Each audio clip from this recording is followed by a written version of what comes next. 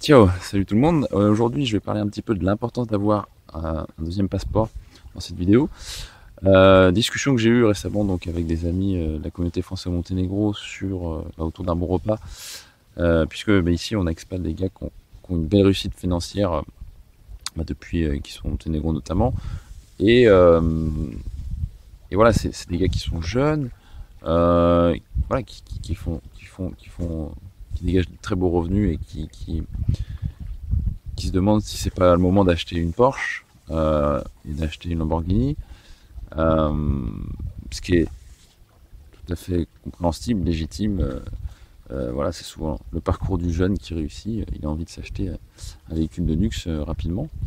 Euh, c'est évidemment quelque chose qui ne rapporte pas beaucoup d'argent, une Porsche. Ça en coûte beaucoup.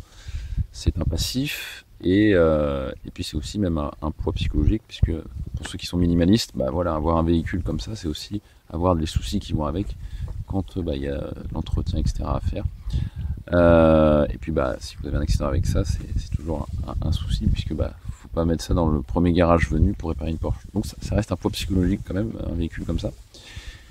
Et pour en revenir donc au passeport, on discutait de ça et il disait ça me semble plus légitime, plus judicieux d'abord d'investir dans un deuxième passeport plutôt que dans des véhicules de luxe comme ça, dans la mesure où finalement le passeport lui est un vrai investissement, surtout si on le choisit bien, mais c'est un meilleur investissement qui dure à vie, qui ne perd pas de valeur et qui offre des possibilités assez impressionnantes comparées à ce que peut offrir une Porsche.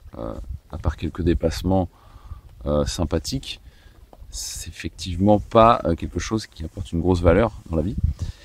Et un deuxième passeport, c'est voilà, une deuxième option de vie, c'est des droits supplémentaires, c'est une capacité à rendre un passeport, c'est-à-dire celui qu'on a eu avant, si par exemple il devient oppressant.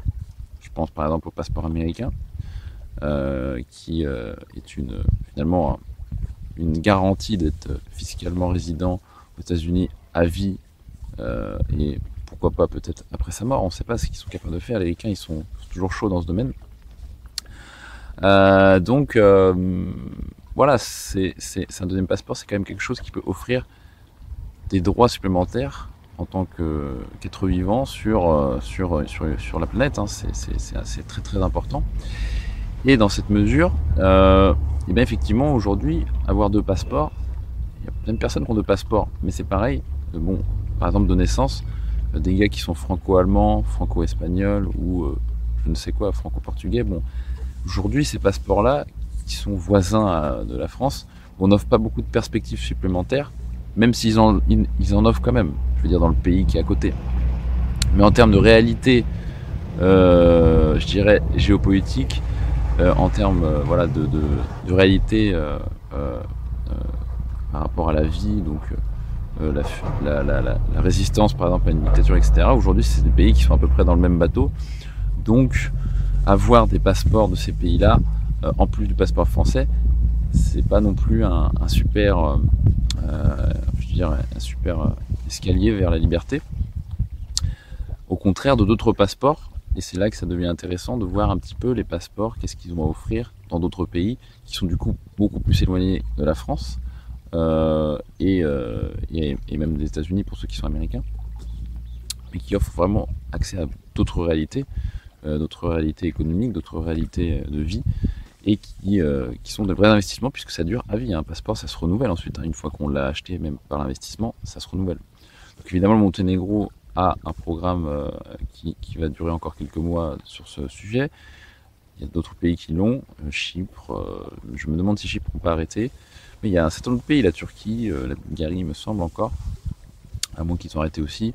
Voilà, c'est des vecteurs de liberté, les deuxièmes passeports et donc les deuxièmes nationalités. Et donc, ça coûte cher. Effectivement, ça coûte cher et tout le monde ne peut pas se l'offrir. Et c'est pour ça que je mets ça en avant dans la vidéo, puisque quand on pense à s'acheter des véhicules extrêmement chers et qui coûtent à chaque moment, puisque le passeport, après une fois qu'il est dans vos mains, il ne coûte plus rien chaque mois et chaque année. Voilà, c'est quelque chose à prendre en compte aujourd'hui. Et surtout bien choisir son passeport. Moi aujourd'hui je pense que le passeport, le meilleur passeport aujourd'hui en Europe à acquérir en deuxième passeport rapidement, enfin rapidement en tout cas dans les années qui viennent, aujourd'hui c'est le passeport serbe. Le passeport monténégrin est pas mal également, mais le passeport serbe offre une ouverture sur le monde qui est impressionnante par rapport par exemple au fait que voilà, on peut aller aux États-Unis avec ce passeport, on peut rentrer en Russie sans visa, à Cuba, en Chine, etc., etc. Un certain nombre de pays sans visa, ce qui n'est pas le cas de tous les pays. Hein. Tout le monde ne rentre pas comme ça en Russie ou en Chine. Donc ça c'est quand même énorme. Et l'autre avantage de ce passeport par exemple, c'est par exemple de pouvoir acheter des terres agricoles en Serbie alors qu'un étranger ne peut pas. Et s'il achète des terres agricoles ou voire d'autres business, il va falloir qu'il soit à 49%, et donc toujours en infériorité face à celui qui a le passeport serbe.